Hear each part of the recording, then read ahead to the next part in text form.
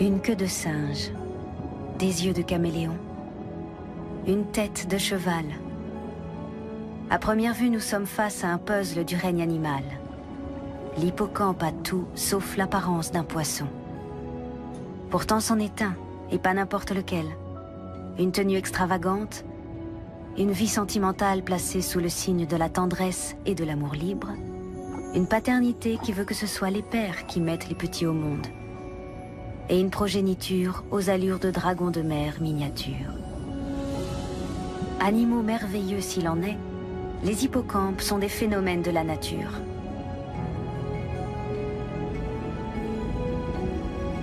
De tout temps, on leur a attribué des pouvoirs magiques.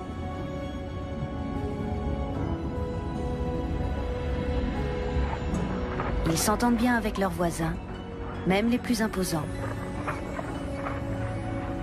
Mais les hippocampes et leurs drôles de cousins sont aussi soumis à une multitude de dangers.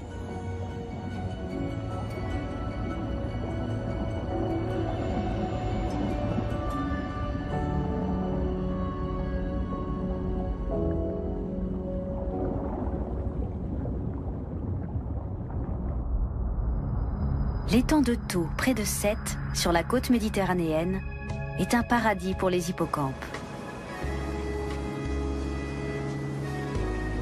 Posée sur une étroite langue de terre, la ville est encerclée par l'eau et traversée par de nombreux canaux.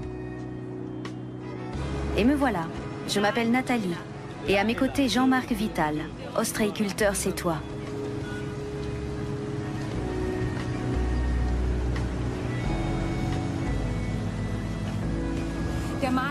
La ville de Sète, souvent surnommée la Venise du Languedoc, est une destination très prisée des touristes. Sa situation géographique n'est pas banale. Elle est délimitée au sud par la mer Méditerranée et au nord par une lagune, le fameux étang de Thau. Des conditions idéales pour implanter des parcs à huîtres sur 18 km. Vous récoltez combien d'huîtres par an? Entre 50 et 57 tonnes. Dans l'étang de Thau, l'eau douce et calcaire des Pyrénées se mélange à l'eau salée de la Méditerranée. Une combinaison parfaite pour l'ostréiculture.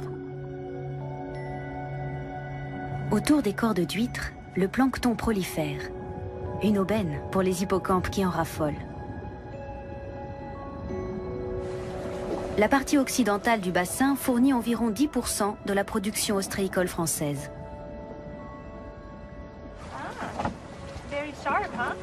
Lors de la récolte, la prudence est de mise.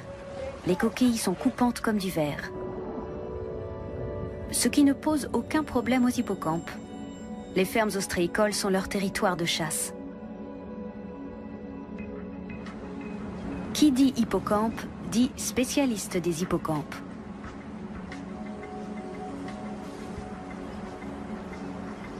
On les trouve à la station de biologie marine de Sète.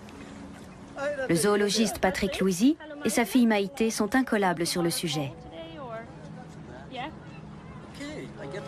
Ils savent exactement où trouver des hippocampes dans la luxuriante flore sous-marine.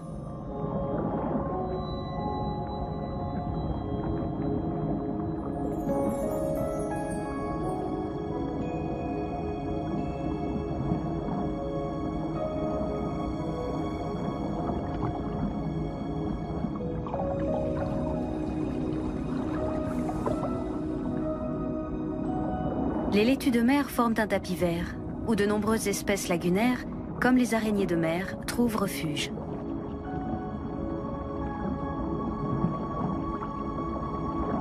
Ce crustacé d'une taille imposante est parfaitement invisible dans le sable.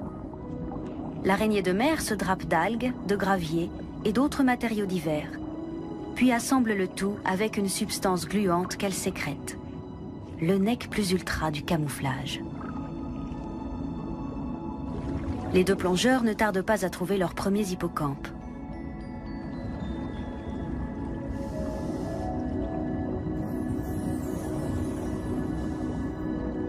Patrick complète une fiche d'échantillonnage qui l'aidera plus tard à préciser la taille et l'âge du spécimen.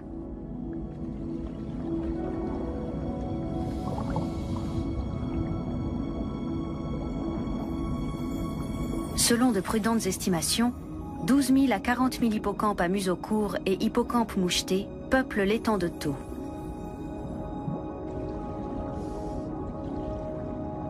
Leur couleur varie du brun sombre au jaune clair, selon l'environnement dans lequel ils évoluent.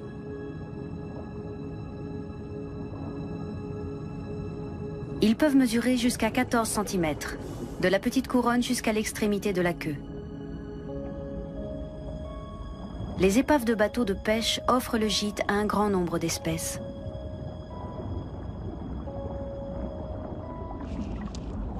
Au pied d'une épave, un Bernard l'ermite déménage. Son nouveau logis est plus confortable, plus spacieux et flanqué d'un garde du corps. Une anémone de mer venimeuse tient les indésirables à distance. Ce couple étroitement enlacé a trouvé un coin tranquille.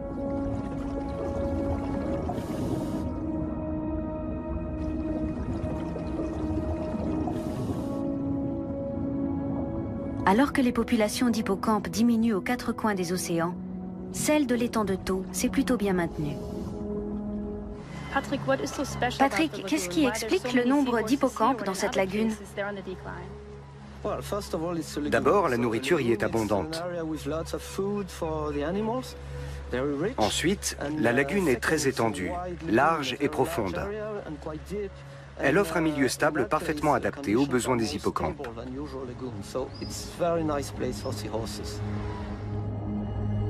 Mais ces conditions ne suffisent pas toujours, comme le montre la lagune de Mar Menor dans le sud-est de l'Espagne.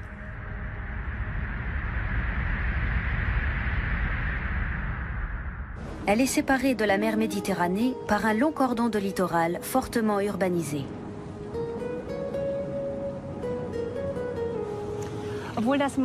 Bien que la Mar Menor ait la même configuration géographique que l'étang de Thau, les populations d'hippocampes y ont reculé de façon dramatique. Le tourisme et la surpêche ont fragilisé le site. Les scientifiques espagnols pensent en outre que l'élargissement des canaux a perturbé les courants. 2 canaux relient la lagune à la mer.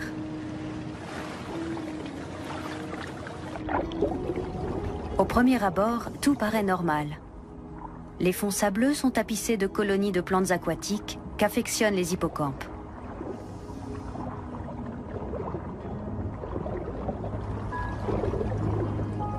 Les épaisses prairies d'algues donnent l'impression d'un milieu sain.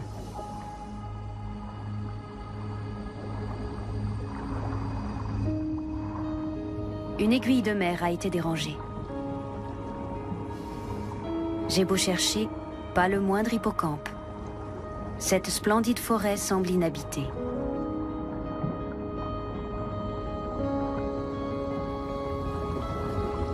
Seul un couple d'aiguilles de mer s'apprête à assurer sa descendance.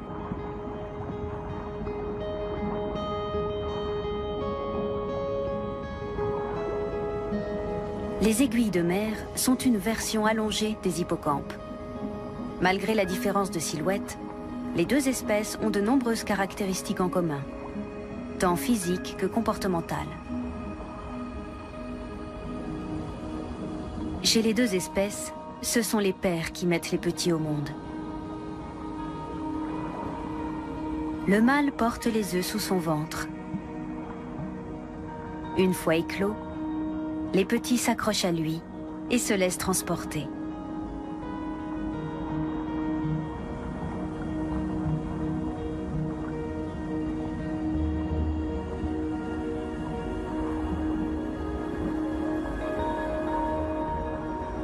L'exploration de la plus grande mer intérieure salée d'Europe se révèle décevante. Pas un seul hippocampe. On aura peut-être plus de chance à 100 km au nord, face à la petite île de Tabarka. 50 à 150 personnes vivent ici selon la saison. Mais l'été, l'île accueille plus de 3000 touristes. Le trésor de cette île se trouve sous l'eau.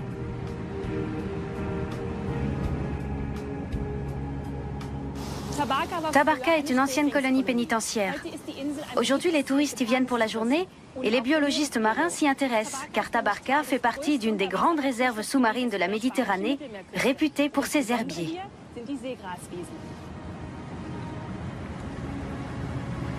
Depuis plusieurs années, les biologistes Pablo Arecavala Lopez et skipper Juan Ignacio Medina suivent avec leurs collègues Maite Vasquez-Luis l'évolution de ces magnifiques herbiers.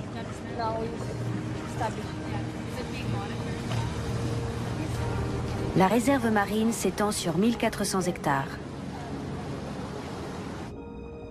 Grâce à sa richesse en plantes aquatiques, elle offre un refuge à beaucoup d'espèces qui sont en voie de disparition ailleurs.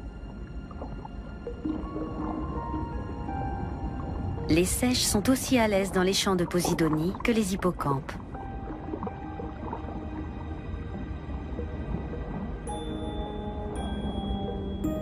C'est dans cette jungle sous-marine que les hippocampes pondent leurs œufs.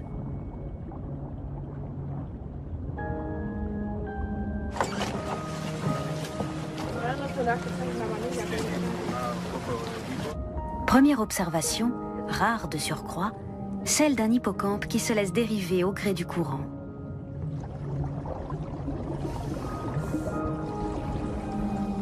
Normalement, il reste accroché à une structure fixe. Les hippocampes se déplacent grâce à leur queue préhensile. Ignacio va tenter une approche. Lorsqu'on tend la main à un hippocampe, il ne prend que le petit doigt. Il en va différemment chez les hommes.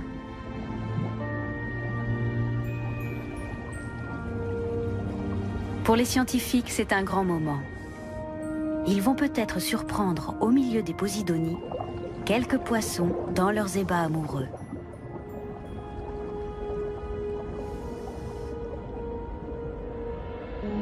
En guise de préliminaire, les hippocampes dansent et entrelacent leur queue.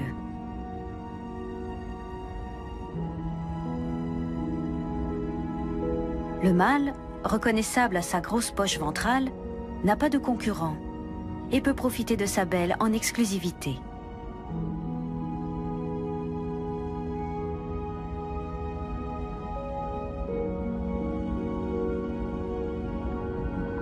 Effrayée par la silhouette de Maïté, une raie tachetée se met à l'abri. L'aiguille de mer continue de manger sans se laisser distraire. Les minuscules crustacés qu'elle cherche à engloutir lui donnent du fil à retordre. Un hippocampe moucheté, reconnaissable à son long museau, préfère les crevettes. Il referme la bouche à une vitesse fulgurante, trop rapide pour l'œil humain.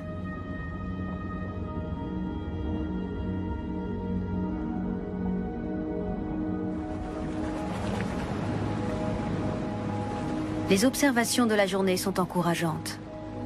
Mais dans la pénombre du crépuscule, l'exploration des fonds s'avère moins concluante. Une autre plongée aura lieu de nuit, d'autant que les accouplements et les naissances ont souvent lieu après minuit. À la lueur des lampes, les animaux bien camouflés de jour sont plus faciles à repérer.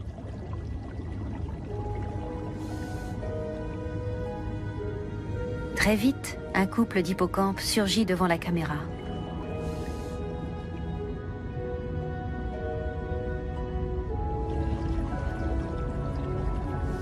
Cette espèce plutôt diurne s'étreint aussi la nuit.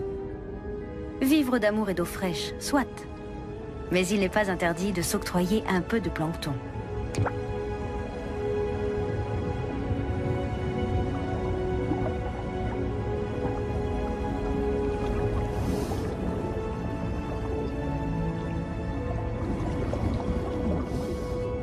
Deux bébés hippocampes sont déjà en goguette.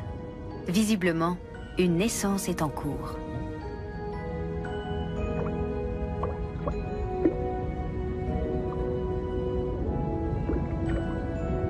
Le père contracte violemment ses muscles abdominaux pour expulser les petits de sa poche.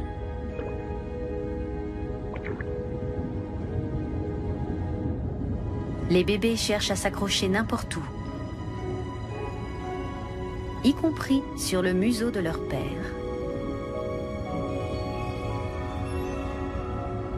Se laissera-t-il mener par le bout du nez?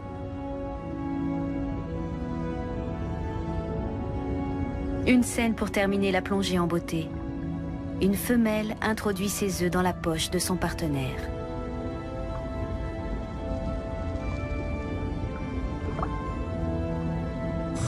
Oh, was war das schön! C'était magnifique.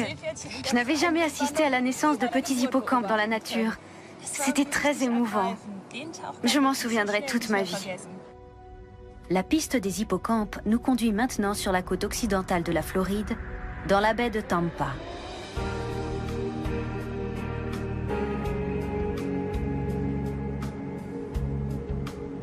Étangs et canaux représentent presque un tiers de l'agglomération.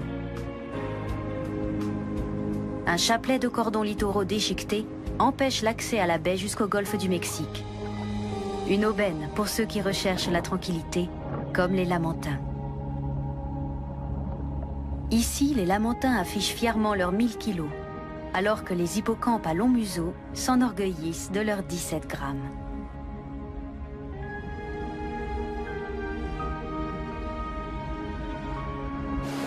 Dans l'eau et sur la plage, c'est un ballet de bipèdes, humains et autres. Ici, chacun trouve son bonheur. La baie est le site de recherche de prédilection du professeur Roger Rip. Ce spécialiste mondialement connu des Lamantins a un violon d'Ingres, les hippocampes.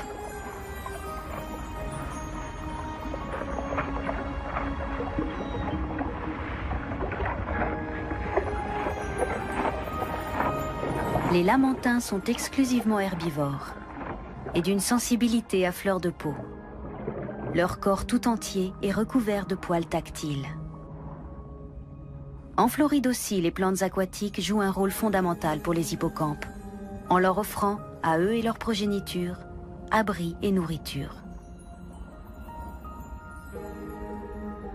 Bien que les Lamantins se nourrissent essentiellement d'algues et d'autres plantes aquatiques, les deux espèces cohabitent le plus pacifiquement du monde. Les deux espèces vivent dans le même milieu. Il leur faut des eaux peu profondes et des prairies aquatiques. La bonne santé de ces prairies est bien évidemment un facteur indispensable à leur survie. Malheureusement, la navigation, l'urbanisation et la pollution dégradent les herbiers.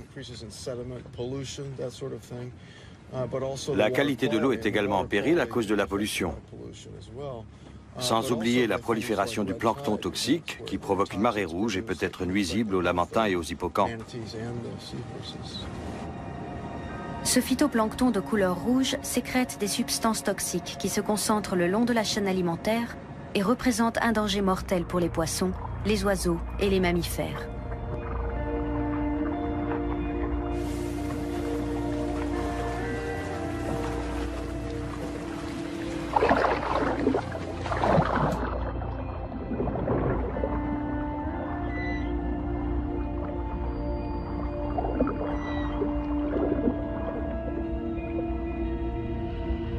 Quand un lamantin croise une hélice de bateau, la rencontre se solde souvent par des blessures, voire la mort de l'animal.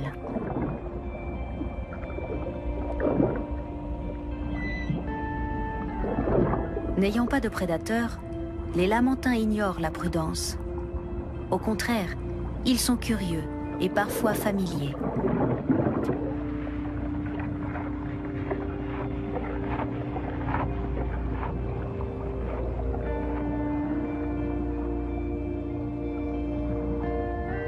Assister à un tête-à-tête entre deux lamantins d'une tonne et demie est une rencontre inoubliable.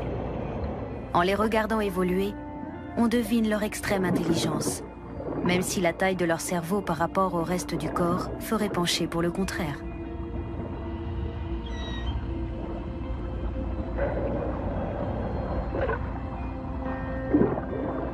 Chacun succombe tôt ou tard au charme de ces colosses débonnaires. Et apparemment, le plaisir est réciproque.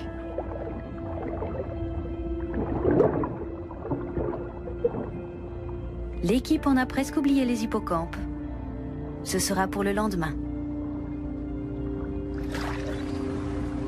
Roger Rip ne se lasse pas de sa baie et de la faune qui l'habite.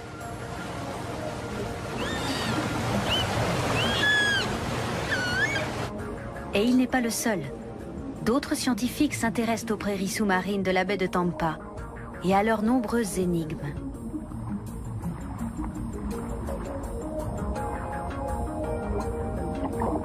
Grâce à un micro sous-marin, Paul Anderson écoute les hippocampes de la baie et fait des découvertes stupéfiantes.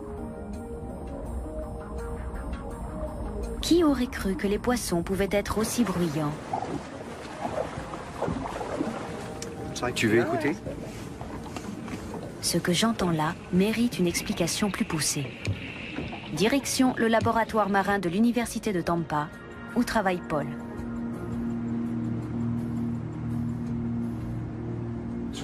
On va mettre des minuscules crevettes dans l'aquarium et enregistrer les bruits que font les hippocampes en mangeant. J'allume le haut-parleur.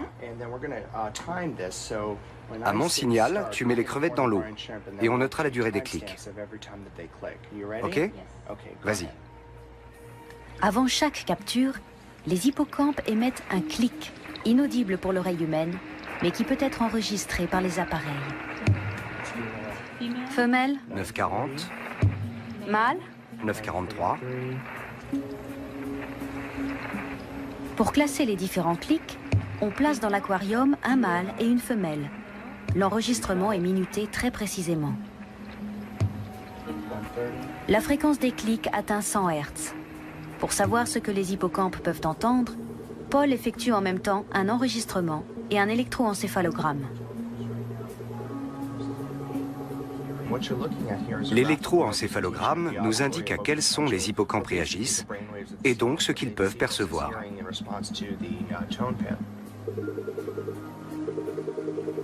Grâce à son ingénieux protocole expérimental, Paul tente de déchiffrer le langage des hippocampes. Quel spectre de fréquences peuvent-ils entendre? À quelle fréquence sont les clics? Les hippocampes entendent très mal, comme beaucoup de poissons. Ils ne perçoivent pas les fréquences au-delà de 600 Hz. Au mieux, ils perçoivent les sons compris entre 200 et 300 Hz, soit précisément la fréquence des clics qu'ils émettent en mangeant.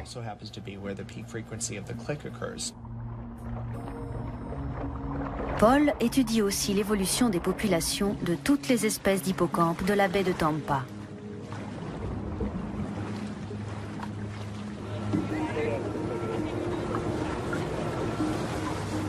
Pour les besoins de ses travaux, il capture des individus grâce à des filets spéciaux. Un minuscule hippocampe nain, une prise fragile.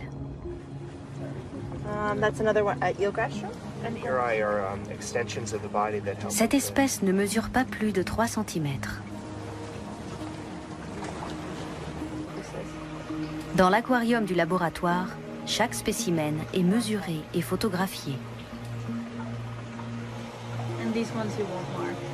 The little guys, they're too little. It's just the mortality rate we think would be really high. On injecte aux animaux un marqueur chimique qui permettra de les identifier sous une lumière ultraviolette.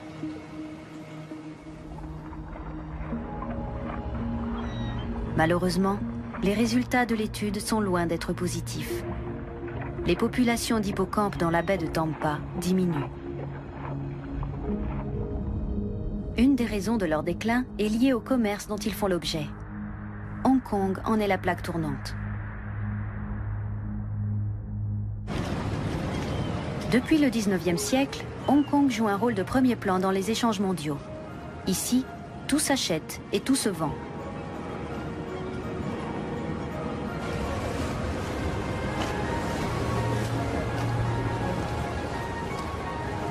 Depuis Kowloon, sur le continent, on prend le ferry jusqu'à Hong Kong.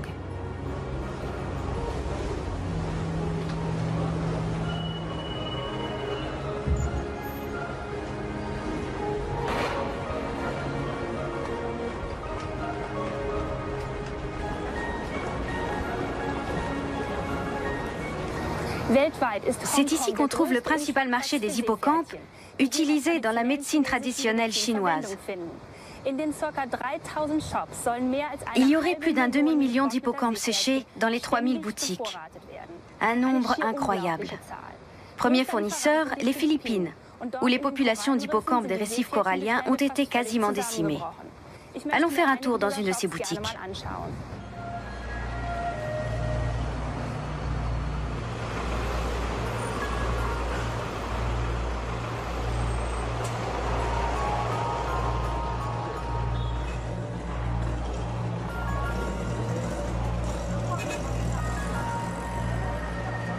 Les hippocampes figurent en bonne place à côté des ailerons de requin. Ils sont censés guérir l'impuissance et soigner à peu près toutes les affections organiques.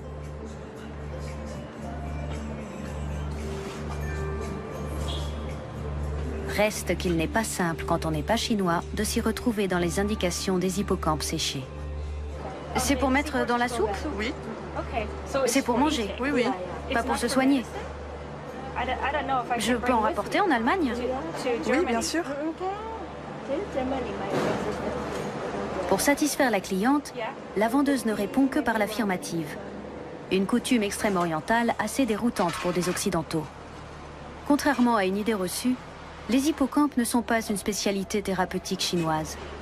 Jusqu'au XIXe siècle, des charlatans européens les prescrivaient contre la chute de cheveux.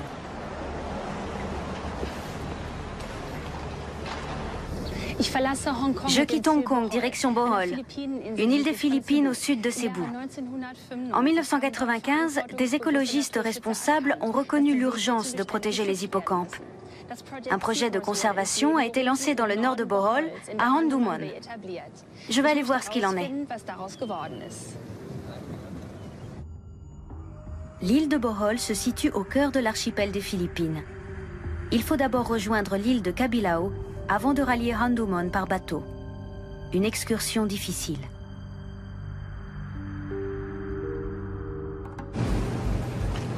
Aking Galarse est biologiste et plongeur. Il connaît la baie comme sa poche. Et ici, c'est une expérience qui vaut son pesant d'or.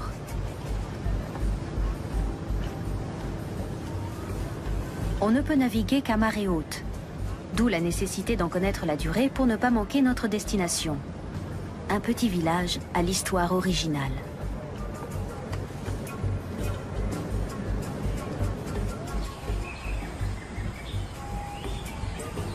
Sous une chaleur accablante, nous arrivons au village dont les habitants ont opéré une reconversion spectaculaire.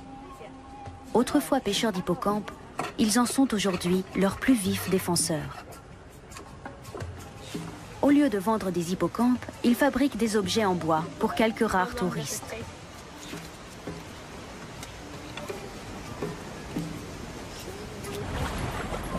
Les pêcheurs se sont découverts une autre activité lucrative, la culture des algues rouges pour l'industrie chimique. C'est à partir de ces algues qu'est produit l'additif alimentaire E407, également appelé carragénane. Les lampes qui servaient autrefois à la capture des hippocampes servent aujourd'hui uniquement à l'éclairage du site.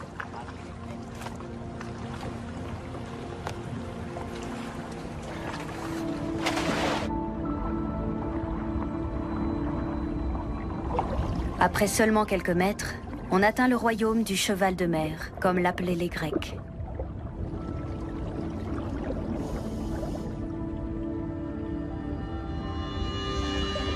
Premier hippocampe dans le halo du projecteur.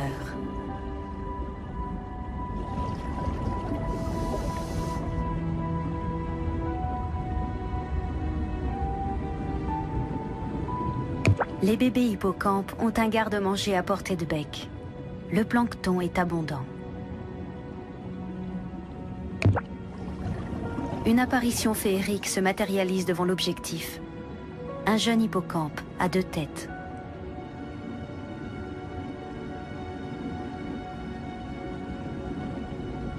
Dans les eaux philippines, les hippocampes attendent la nuit pour sortir de leur cachette. La cuirasse de plaquettes osseuses qui recouvre leur corps ne leur est pas d'une grande utilité contre les prédateurs. Ce soir, c'est la nuit de noces des coraux.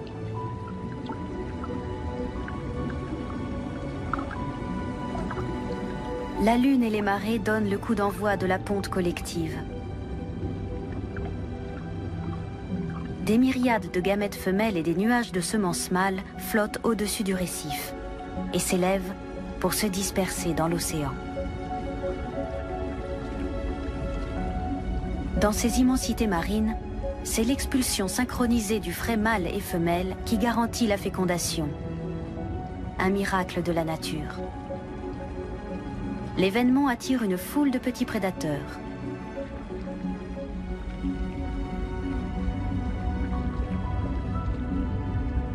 Même les hippocampes profitent de cette manne.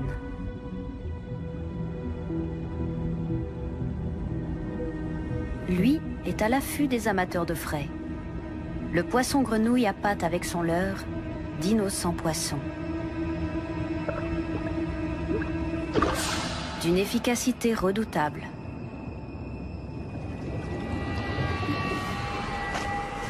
Le lendemain, le navire des plongeurs a déjà changé d'endroit.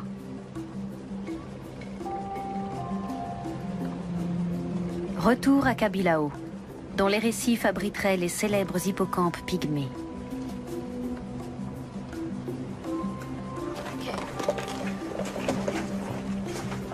Ready? Sous l'eau, des poissons aux formes et aux couleurs les plus diverses nagent au-dessus de gigantesques colonies de coraux.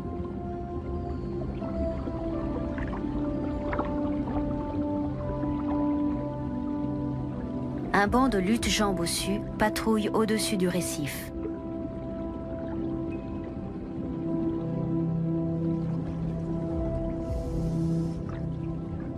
Au milieu de la végétation, un inventeur de génie. Un crabe boxeur a muni le bout de ses pinces de 2 anémones de mer avec lesquelles il capture le plancton. Toute cette agitation laisse le poisson-grenouille de marbre.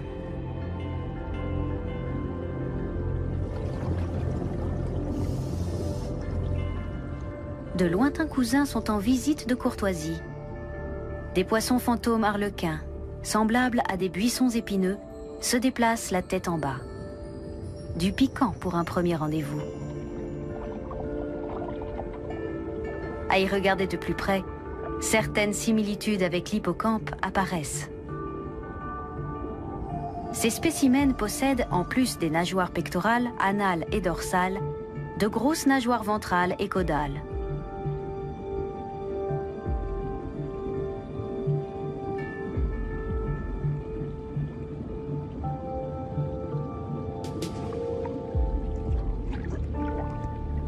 La crevette en costume de clown est dotée d'un appétit féroce. Croiser sa route peut mal se finir. Demandez à une étoile de mer. La crevette arlequin cherche le point faible dans la cuirasse de sa proie, à savoir l'anus, pour la ronger de l'intérieur.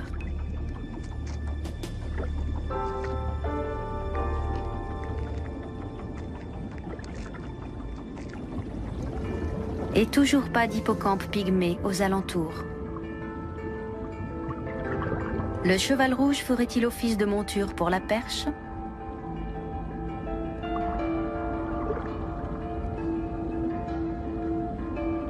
Partout des hippocampes en fanfreluche, mais aucune trace des pygmées.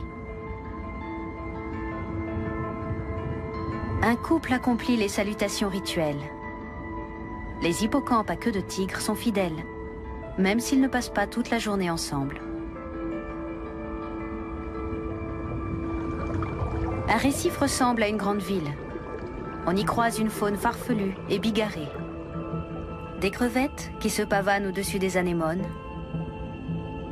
Ou encore le poisson mandarin qui se gonfle d'importance, mais qui est parfaitement inoffensif.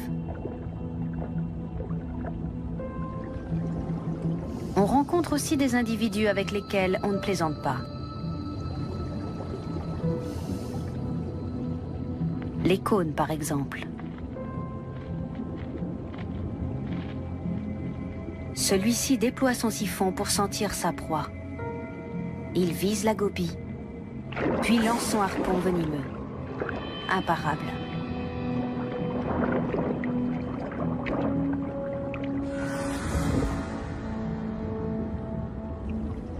Les recherches finissent par être fructueuses. Dans un grand corail éventail, s'agite une créature minuscule et bien camouflée. À l'œil nu, on ne le reconnaît qu'une fois qu'il se met à nager.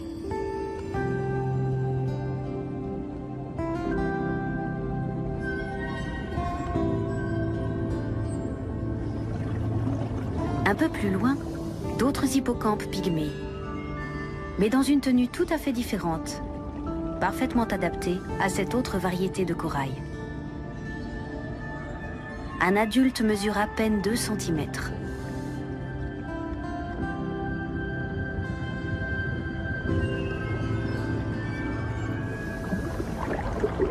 Les hippocampes ne sont pas des inconditionnels des coraux mous.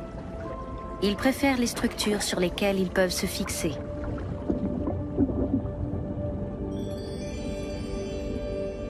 Ce couple attend apparemment un heureux événement. Le père est enceinte jusqu'aux yeux. Ces coraux en éventail, appelés gorgones, poussent dans des endroits stratégiques.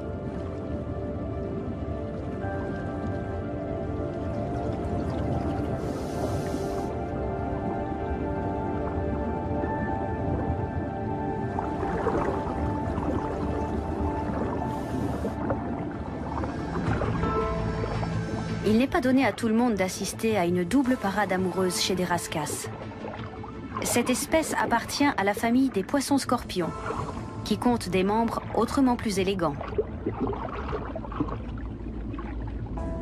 Lui aussi appartient à cette famille. Comme ses congénères, c'est un solitaire. La nage n'est pas son point fort. Il préfère marcher sur ses nageoires pectorales. Tous les poissons scorpions sont munis de redoutables piquants venimeux. Et gare à ceux qui s'en approchent.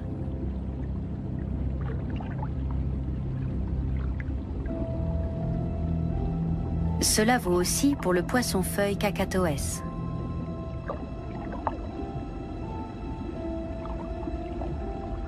Ce spécimen d'une indolence à toute épreuve préfère se balancer sur le sol au gré du courant et attraper grâce à cette technique crevettes et petits poissons.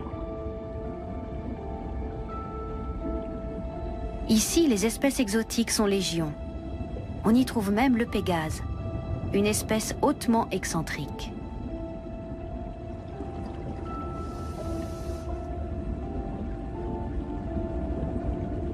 Un hippocampe pygmée, venu d'une autre variété de corail, s'est égaré dans cette haie de gorgone.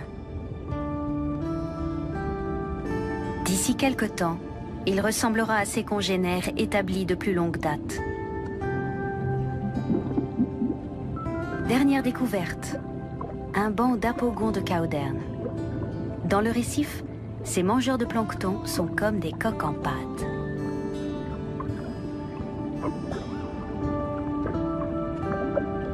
Les imprudents finissent dans l'estomac du poisson-grenouille. Nous quittons les Philippines pour la mer du Nord et la baie d'Helgoland en Allemagne. Les récifs coralliens tropicaux sont de véritables paradis pour les hippocampes. Mais étonnamment, on trouve aussi ces poissons dans des eaux plus froides. La baie d'Helgoland est un paysage à la beauté austère, marqué par l'alternance continue des marées.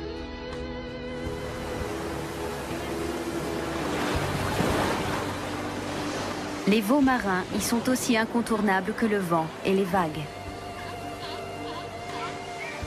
Ils restent immobiles sur les bancs de sable ou jouent dans les rouleaux.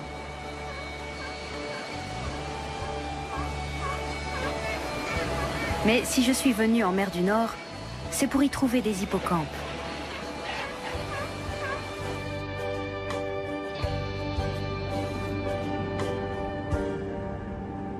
Au début du XXe siècle, la présence d'hippocampes dans les prairies aquatiques de la mer du Nord était encore chose courante et s'expliquait par les zones d'eau peu profondes.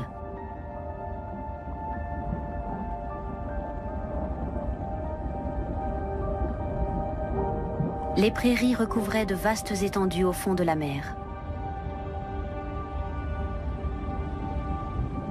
Aujourd'hui, ces fonds ne sont plus qu'un morne désert. Pendant près de 70 ans, on a pensé qu'il n'y avait plus d'hippocampes au large du littoral allemand de la mer du Nord, jusqu'à un fameux jour de 2001. Il était une fois un bateau parti à la pêche au crabe dans la mer du Nord, près du Südroxand. Jan Hort manœuvre son bateau comme d'habitude entre les hauts fonds de la baie. Alors qu'il contrôle les prises avec ses collègues, il remarque quelque chose d'exceptionnel. Une capture très inhabituelle.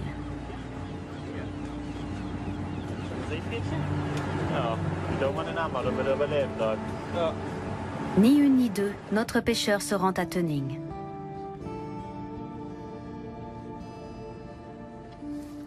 Le pêcheur a donné l'hippocampe au Multimar Vadforum et je m'en vais découvrir ce qu'il est devenu.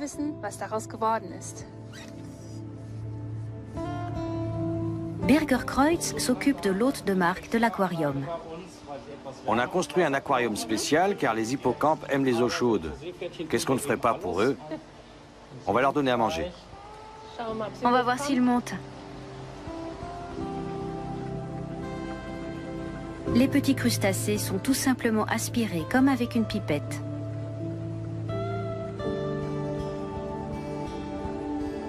Les bassins ont été conçus pour répondre aux exigences de l'espèce.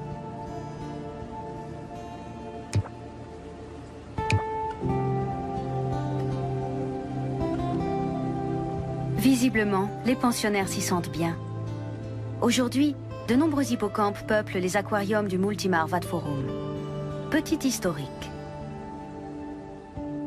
Peu de temps après, on a découvert un autre hippocampe qu'on a baptisé Saint-Pierre, car il a été capturé à Sankt-Peter-Ording.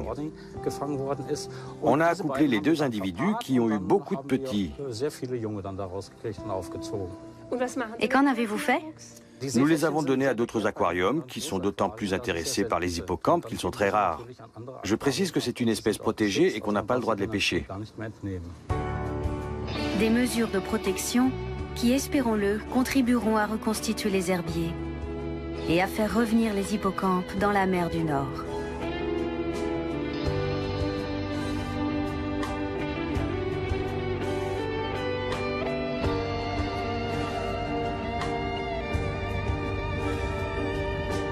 Dans un instant, festival du cinéma. Au programme, Klopka, le piège, en serbe. L'histoire d'un père qui va réaliser l'impensable pour tenter de sauver son fils. Et si vous aimez le film, votez pour lui sur notre site. Votre soirée sur Arte.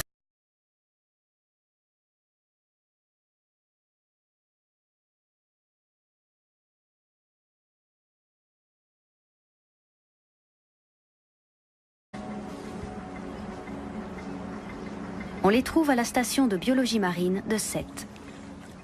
Le zoologiste Patrick Louisy et sa fille Maïté sont incollables sur le sujet. Ils savent exactement où trouver des hippocampes dans la luxuriante flore sous-marine.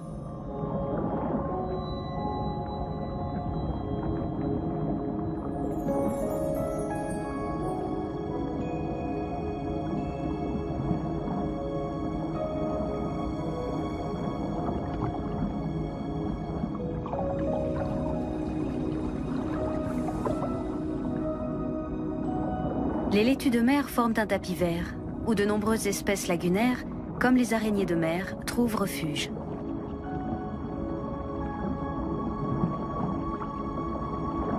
Ce crustacé d'une taille imposante est parfaitement invisible dans le sable. L'araignée de mer se drape d'algues, de graviers et d'autres matériaux divers, puis assemble le tout avec une substance gluante qu'elle sécrète.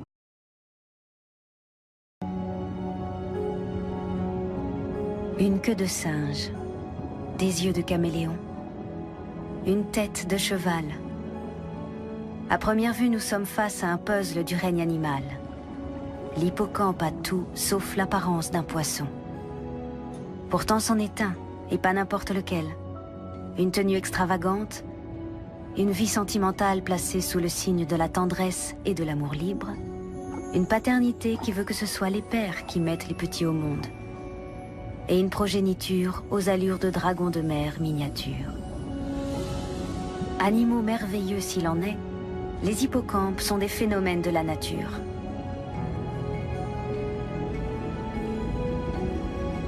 De tout temps, on leur a attribué des pouvoirs magiques.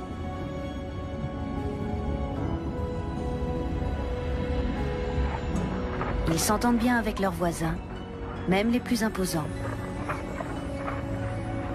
Mais les hippocampes et leurs drôles de cousins sont aussi soumis à une multitude de dangers.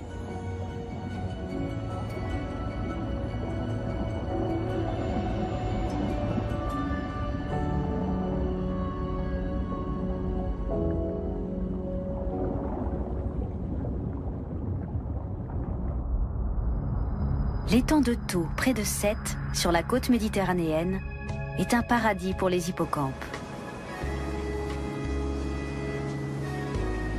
Posée sur une étroite langue de terre, la ville est encerclée par l'eau et traversée par de nombreux canaux. Et me voilà, je m'appelle Nathalie, et à mes côtés Jean-Marc Vital, ostréiculteur sétois.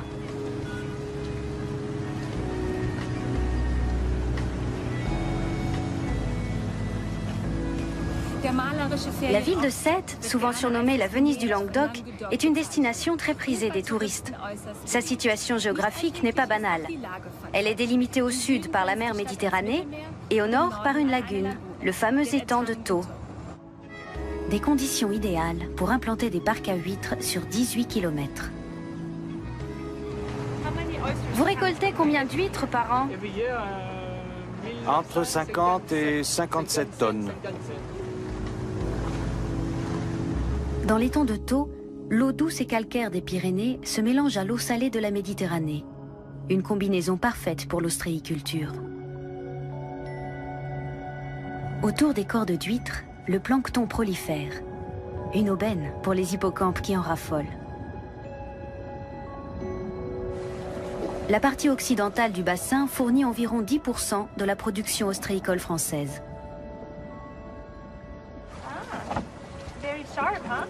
Lors de la récolte, la prudence est de mise. Les coquilles sont coupantes comme du verre. Ce qui ne pose aucun problème aux hippocampes. Les fermes ostréicoles sont leur territoire de chasse. Qui dit hippocampe, dit spécialiste des hippocampes. Le nec plus ultra du camouflage. Les deux plongeurs ne tardent pas à trouver leurs premiers hippocampes.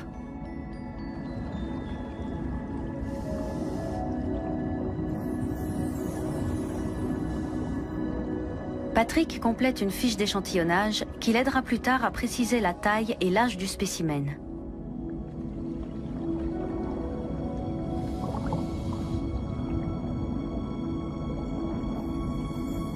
Selon de prudentes estimations, 12 000 à 40 000 hippocampes à museau court et hippocampes mouchetés peuplent l'étang de Thau.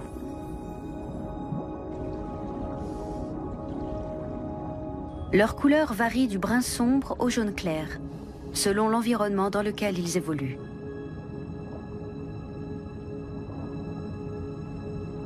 Ils peuvent mesurer jusqu'à 14 cm, de la petite couronne jusqu'à l'extrémité de la queue. Les épaves de bateaux de pêche offrent le gîte à un grand nombre d'espèces.